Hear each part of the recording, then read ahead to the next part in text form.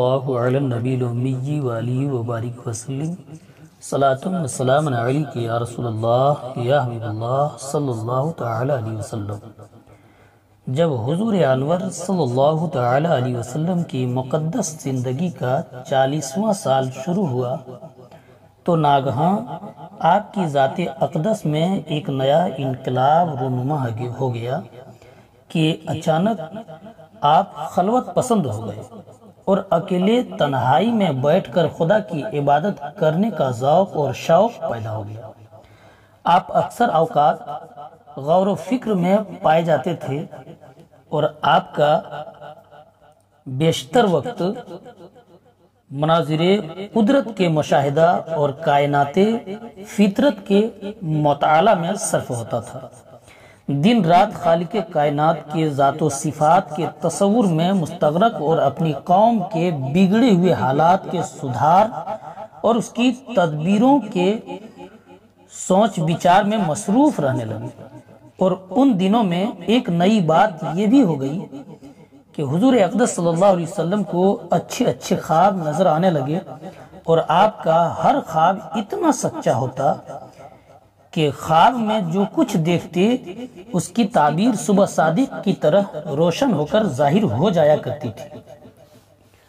مکہ مکرمہ سے تقریباً 3 میل کی دوری پر جبل حرا نامی پہاڑ کے اوپر ایک غار جس کو غار حرا کہتے ہیں، آپ اکثر کئی دنوں کا کھانا پانی ساتھ لے کر اس غار کے پرسکون ماحول کے اندر خدا کی عبادت میں مصروف رہا کرتے تھے۔ جب کھانا پانی ختم ہو جاتا تو کبھی خود گھر آ کر لے جاتے اور کبھی حضرت بی بی خدیجہ رضی اللہ تعالی عنہا کھانا پانی غار میں پہنچا دیا کرتی تھی۔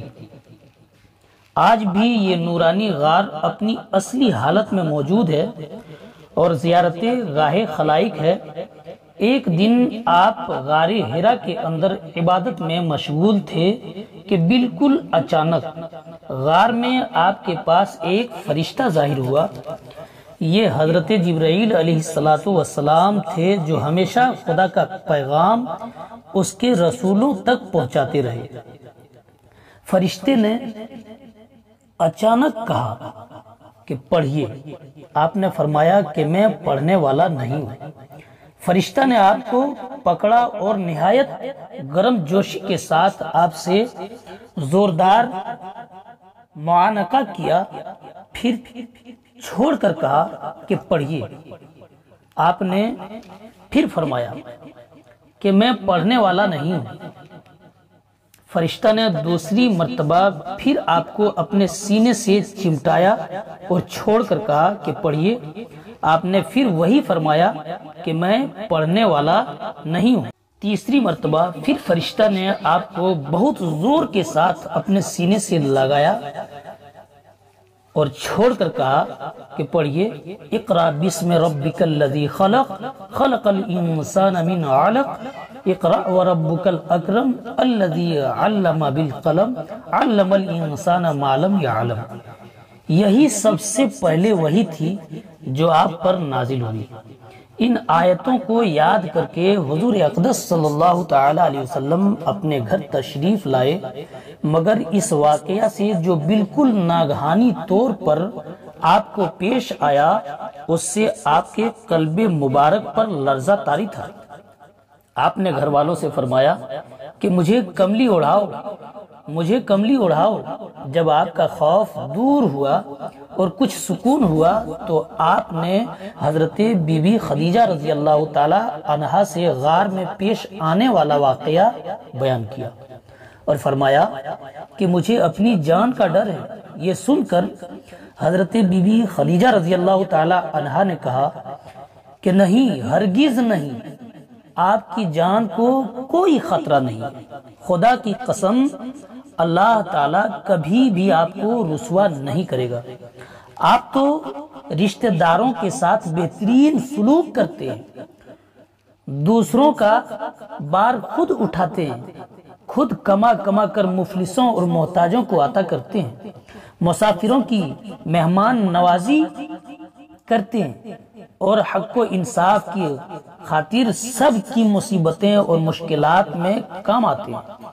اس کے بعد حضرت خدیجہ رضی اللہ تعالی عنہا آپ کو اپنے چچا زاد بھائی ورقہ بن نوفل کے پاس لے گئی۔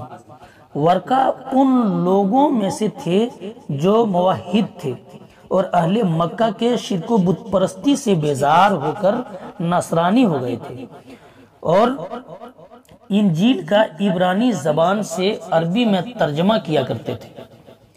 بہت بوڑھے اور نابینا ہو چکے تھے۔ حضرت بی بی خدیجہ رضی اللہ تعالی عنہا نے ان سے کہا کہ بھائی جان، آپ اپنے بھتیجے کی بات سنیں۔ ورقہ بن نوفل نے کہا کہ بتائیے آپ نے کیا دیکھا ہے؟ حضور اقدس صلی اللہ تعالی علیہ وسلم نے غار حرا کا پورا واقعہ بیان فرما دیا۔ یہ سن کر ورقہ بن نوفل نے کہا کہ یہ تو وہی فرشتہ ہے جس کو اللہ تعالیٰ نے حضرت موسیٰ علیہ نبینا علیہ السلام کے پاس بھیجا تھا۔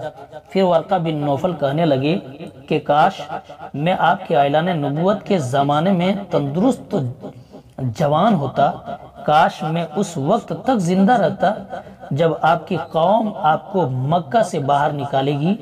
یہ سن کر حضور اقدس صلی اللہ علیہ وسلم نے تعجب سے فرمایا کہ کیا مکہ والے مجھے مکہ سے نکال دیں گے؟ تو ورقہ نے کہا کہ جی ہاں، جو شخص بھی آپ کی طرح نبوت لے کر آیا، لوگ اس کے ساتھ دشمنی پر کمر بستہ ہو گئے۔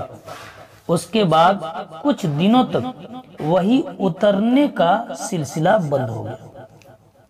حضور اقدس صلی اللہ علیہ وسلم وحی کے انتظار میں مضطرب اور بے قرار رہنے لگے، یہاں تک کہ ایک دن حضور پر نور صلی اللہ تعالی علیہ وسلم کہیں گھر سے باہر تشریف لے جا رہے تھے کہ کسی نے یا محمد کہہ کر پکارا۔ آپ نے آسمان کی طرف سر اٹھا کر دیکھا تو یہ نظر آیا کہ وہی فرشتہ حضرت جبرائیل علیہ السلام جو غار میں آیا تھا، آسمان و زمین کے درمیان ایک کرسی پر بیٹھا ہوا ہے۔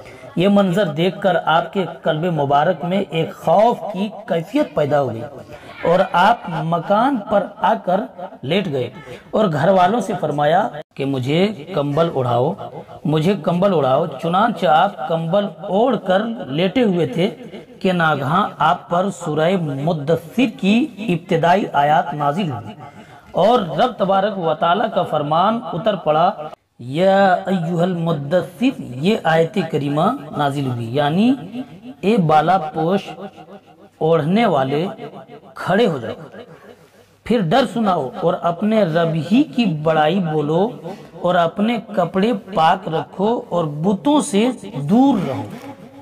ان آیات کے نزول کے بعد حضور صلی اللہ علیہ وسلم کو خداوند قدوس نے دعوت اسلام کے منصب پر مامور فرما دیا اور آپ خداوند تعالیٰ کے حکم کے مطابق دعوت حق اور تبلیغ اسلام کے لیے کمر بستہ ہو گئے۔